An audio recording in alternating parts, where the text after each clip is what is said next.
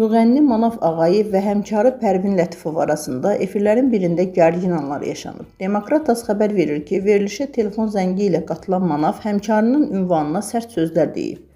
Mən yalan söz danışmıram, dediyim sözlərin arxasındayam. Toya getmir, toy bazarında yoxdur, məcburdur belə danışsın. Heç bir dəfə onu toyda görməmişəm, qarşı-qarşıya gəlməmişəm. 2 diplom alanlar mənim yanımda toyxana oxuya bilmirlər. Başa düşürəm, savad lazımdır, amma toy məktəbi başqa şeydir. Bunun Qazaq toyu var, Şirvan, Şəmkir toyu var. 60 yaşım var, ömrümü bu toyxanalarda keçirmişəm. Mən də danışdığımı bilirəm. Məktəb deyəndə niyə o dəqiqə Milli Konservatoriyanı fikirləşirsiniz?